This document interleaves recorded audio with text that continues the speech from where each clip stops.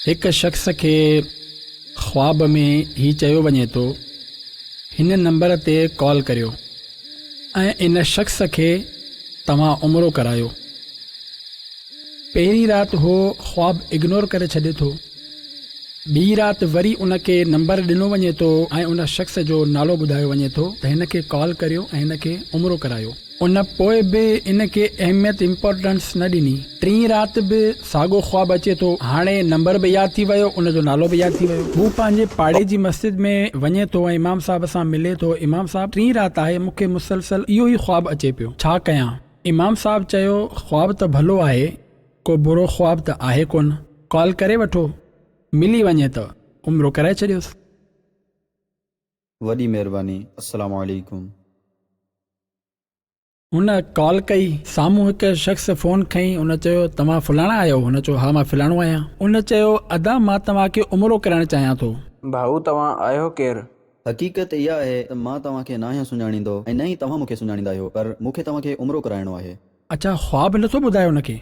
अॻे चयो अदा केरु आहियो, छो था उमिरो कराइणु चाहियो, मूंखे सुञाणियो बि कोन था। मूंखे ॾिठो ई न आहे, जॾहिं ॾिसो तॾहिं ॿुधाइजो। इहा बाद जी ॻाल्हि आहे, तव्हां बसि हा कयो, ख़र्चो सभु मां कंदुमि, तव्हांखे बसि उमिरो करणो आहे। अच्छा करायो यार, किथे मिलणो आहे?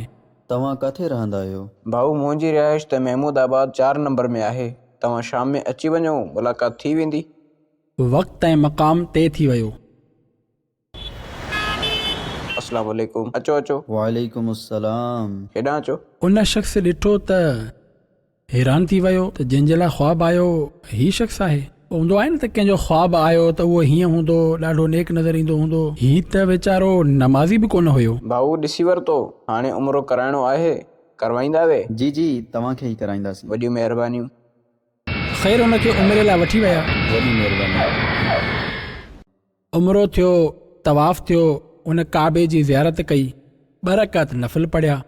थोरी देरि थी, सजदे खां मथो न खणे। उन शख़्स वञी उनखे लोॾियो त उन जी रूह काबे जे साम्हूं सजदे जी हालत में परवाज़ करे चुकी हुई।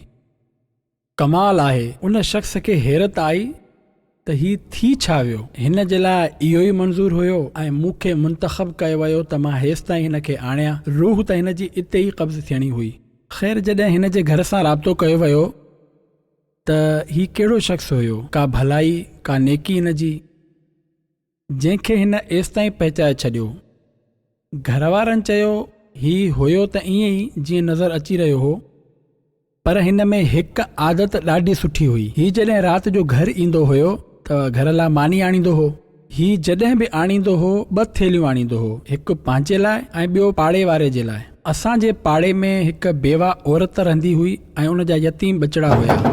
ही छा कंदो हो, जॾहिं ईंदो हो थेली लड़काईंदो हो दर ते। पहिरियां उन जे घर थेली लड़काए ऐं दर खड़काए आवाज़ ॾींदो हो, थेली खणी वठो, ऐं पोइ पंहिंजे घर में दाख़िल थी वेंदो हुयो। जॾहिं उहा बेवा औरत थेली खणंदी हुई, असां उन जी दुआ ॿुधंदा हुआसीं, रब जी बारगाह में अर्ज़ कंदी हुई, या अल्लाह हिन जो ख़ात्मो भलो कजां। असांजो हुस्ने ज़न सुठो गुमान आहे त उन बेवा औरत जी ऐं यतीम ॿारनि जी दुआ हिन खे लॻी वई ऐं हिन जी इहा सूरत थी वई त हिन जे मके पाक में काबे जे साम्हूं सजदे जी हालत में मौत अची वई।